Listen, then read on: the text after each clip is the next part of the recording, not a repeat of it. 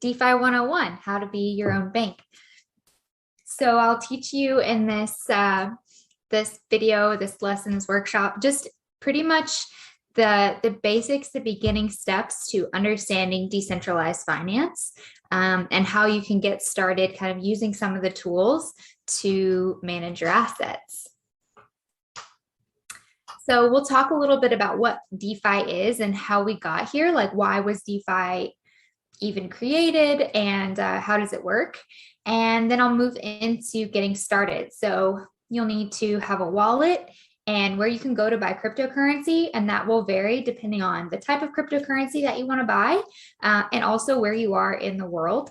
And then we'll move into strategies for using your cryptocurrency to bring you in more money. So we'll talk about passive income, investment strategy, and just how you can think about your assets as you invest. So let's get going. I am Ashley Spradlin. I'm the Education Programs Manager at Metis and at Crypto Chicks. I have a background in public education, nonprofit management, and state and local government. I joined Crypto Chicks and Metis in January of this year. So I've been learning a lot about Web3 and have a lot of experience in education, but the whole DeFi thing was quite new to me. So I've learned a lot, and I'm excited to share those things with you here.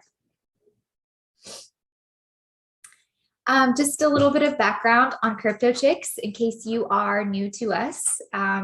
Crypto Chicks is a nonprofit organization on a mission to bring more people into Web3. And we do that with education through our academy and through startup incubation in our hatchery. So we have job placement. We offer support for people who have a business idea and they need help getting it off the ground. And then we offer on-demand courses. Our community is growing and we continue to offer educational resources. In our academy, we have on-demand courses and live webinars, just like this one. We also have an educational podcast that teaches the basics of blockchain and Web3 business development. And then after you get this information, if you want to join our hatchery, then we offer education and incubator support for startup ideas. We can help connect people with investors, development, and potentially help you deploy your idea. So I wanted to introduce Metis just a little bit before we go into the content of the lesson, because a lot of the examples that I give for where you can do some of these DeFi strategies are going to be with platforms that are on the Metis network. So if you're new to blockchain, you may have heard of Ethereum, maybe not. Ethereum is a layer 1 blockchain that is extremely decentralized and secure, and it allows you to build your own economies, your own tokenomic systems onto their network. Whereas Bitcoin is just like a currency that you exchange. Ethereum is a currency, but it also has utility in that other people can build their own applications on top of that network. The problem is it can be really expensive and very slow depending on how many people are using the network at any given time. So Metis is what we call a layer 2 solution, which essentially means they use technology that bundles up transactions and passes them through to Ethereum as one. So it kind of allows people to like hop in the carpool lane and split up their transaction costs, making everything a lot cheaper and a lot faster. So it really increases the scalability of a business on the blockchain. And so I'm going to use a lot of their projects because Metis is a great network to use some of these DeFi strategies on, because they have the cheapest transaction fees of any layer 2 network, but they inherit the security and decentralization strengths of Ethereum. Just a quick disclaimer before we get very far into this. There is no financial or legal advice in this presentation. I'm not telling you what to do with your money. I'm not trying to tell you what to buy or anything of that nature. I'm not a tax professional or a lawyer or a financial advisor. I'm just an educator trying to give you information so that you can make informed decisions for yourself. So DeFi, how did we get here? In the crypto world, people will often call traditional finance TradFi or TradFi. And that's just kind of short for traditional finance. And then DeFi is decentralized finance. So I think it's important to kind of consider how we got to decentralized finance, because that is kind of the underlying foundation for why you would even want to participate in it. Why would anybody want to be their own bank? And really the answer to that is autonomy, freedom. We want some sovereignty in the way that we manage our assets and a say in the way our data is used. So if we think about the way that really currency kind of got its start in the United States specifically, fiat currency was developed as a store of value so we didn't have to barter. Early economies were based off of a bartering system. You've got a couple of goats. Well, I've got a few chickens. Let's trade. And eventually that kind of moved into other mediums of exchange. Gold was something that people would use to kind of exchange and store value, but it became heavy and cumbersome. Eventually, fiat currency was developed as a store of value that's backed by the US government. And that's kind of a long story in the progression of the gold standard and how currency came about. But essentially, in most governments, there is a central banking authority that governs the circulation of fiat currency. In the United States, that authority is called the Federal Reserve. Some people just call it the Fed. And essentially, the Fed is the central bank that governs all banks.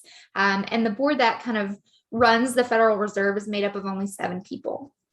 And that's important because the Federal Reserve is responsible for monitoring the circulation of currency and controlling the interest rates. So if they want to pump out more currency, or they want to print more money, that devalues the dollar that you have.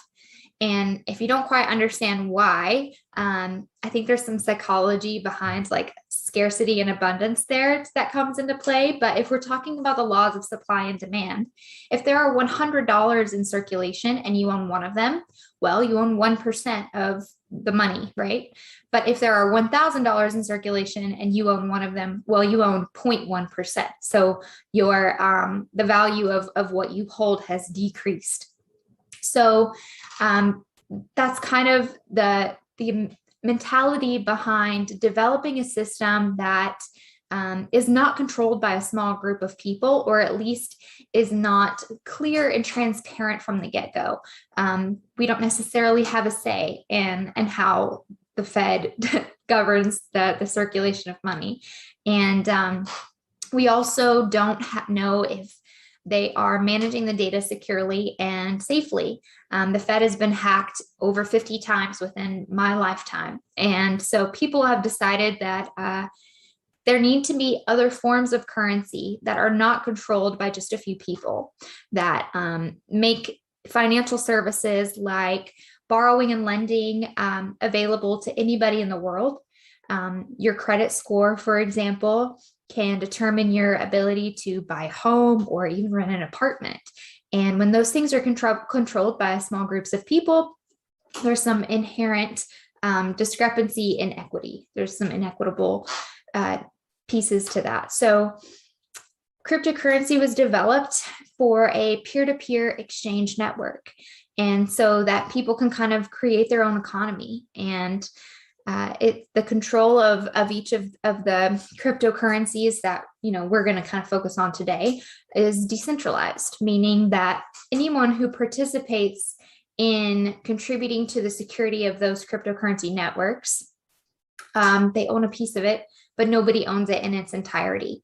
So the ledger, you might think of it as like a notebook of transactions. You sent this money to this person, and then this money sent that person to that person, and it keeps track of your balances as you go.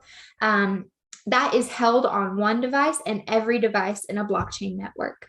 So it makes the record keeping very secure. And then we kind of moved, this has kind of evolved. Bitcoin was the first to develop as a widely adopted peer-to-peer exchange. And Ethereum has become the next evolution in cryptocurrency, as not only does it have a currency aspect to it where people can exchange it, it's a network on which people can build their own token economies. So, like I was saying, you can build your own web application and launch it on the Ethereum network and have it be decentralized. You can create your own token and design tokenomics, which is like economics and token put together, to govern your system. So that means if you want to create a token that is extremely scarce, then it can be very valuable. If you want to create an incredibly inclusive community, then you can have different mechanisms for when you release tokens, or if you burn them to kind of help adjust to the pricing. So all of these things are possible, and different organizations